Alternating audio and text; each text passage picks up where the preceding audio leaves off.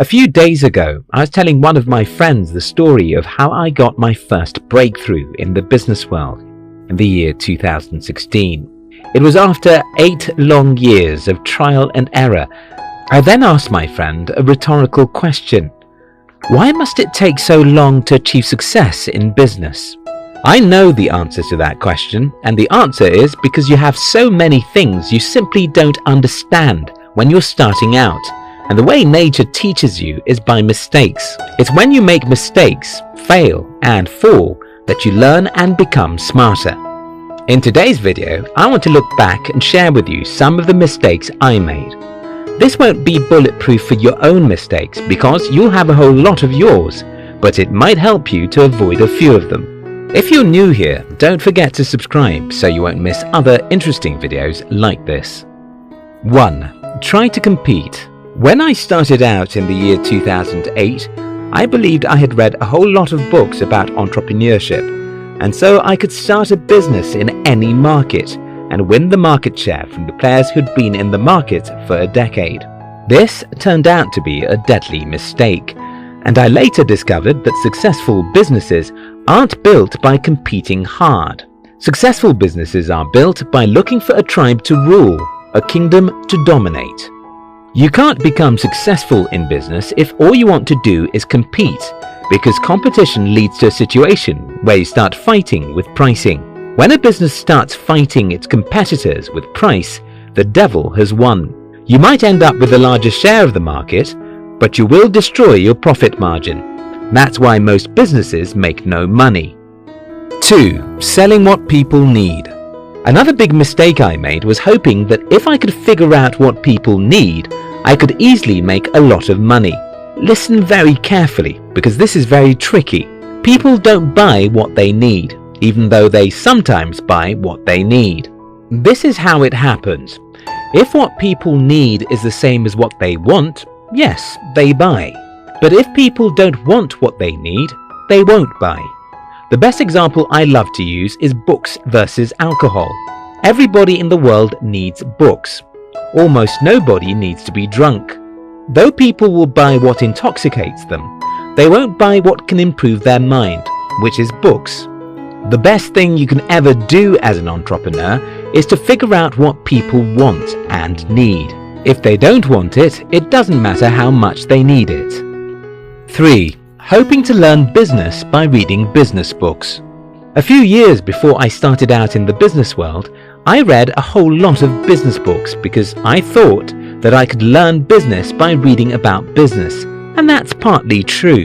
Just as you can learn how to drive by reading a few books about driving, you can learn business by reading about business. However, you don't want to believe that reading 100 books about how to drive will suddenly make you a good driver. You'll also want to get some practical experience as you read as well. 4. Not concentrating on marketing books on time. On April 11th, 1983, Apple hired John Sculley, who happened to be the president of Pepsi-Cola. Sculley didn't know anything about technology, so why would a technology company hire him? So it happens that Sculley was a genius marketing guy, and Steve Jobs knew that knowing marketing is better than knowing about technology when it comes to making a business successful.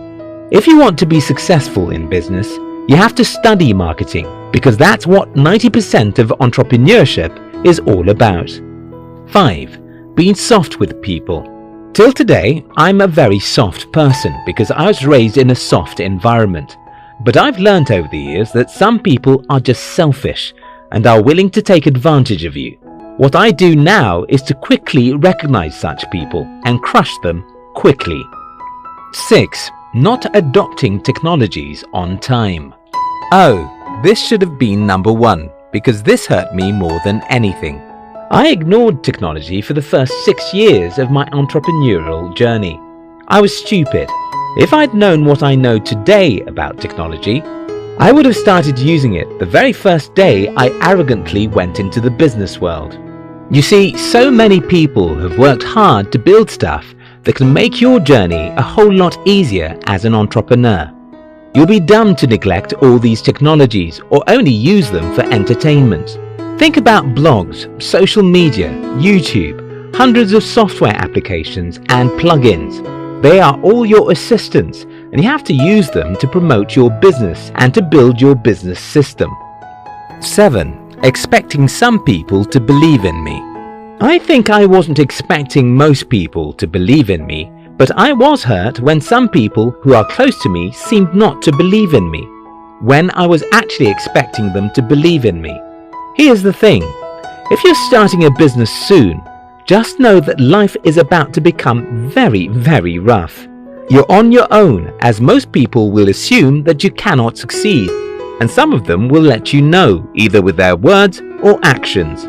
You better see yourself as a lone ranger and fight on anyways. 8. Not knowing how investors think. It took me a long time to understand how investors think.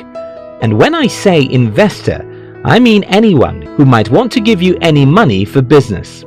It's actually very simple to get people to invest in your business, but it's not easy.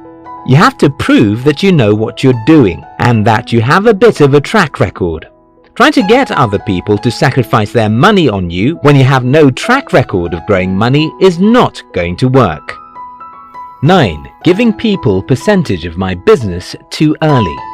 I did this, and I would have been crying now if not because the people I gave percentages of my business to were not smart enough to know I was putting myself into a cell. They didn't see the future, so they lost the equity I gave them. Today they would have been making a lot of money from my sweat, and I would have hated myself for it. If you can, keep all of your company for as long as it's needed. Yes, you might want to raise capital, but if you do it too early, you'll give too much, and when your business ends up being successful, you'll cry every night because you made a mistake. 10. Persuading others to build businesses. Today I teach entrepreneurship, and I love it. But one other big mistake I've made was to almost force some close friends to be entrepreneurs. It seemed like these friends hated their jobs. So I would be like, okay, you have everything it takes to start a business. I was wrong. They didn't have anything it takes to start a business. And I would have been blamed in many ways for their failure. Now this is my advice to you. If you think you have what it takes to start a business, don't think others do, because if you sugarcoat what it means to be an entrepreneur, you'll get people to make silly decisions, like resign their jobs, borrow money, or something like that. And in the end, it might fail, and they'll hate you for it. Yes, you can teach and inspire. You can encourage people to start businesses, but don't sugarcoat entrepreneurship. If I had to start all over again, I will fall in love with technologies from day one. I would not try to expect anyone in my family to believe in me. I would make sure 90% of books I want to read are marketing books. I would be wary of people who'd like to take advantage of others. I would not sell anything because people need it, but instead look for things that people need and want. I wouldn't persuade people to be entrepreneurs, and most importantly, I will never compete. I will instead create a kingdom, a tribe, a movement for my products. If you liked this video, we'll appreciate you to share it with someone. We love you.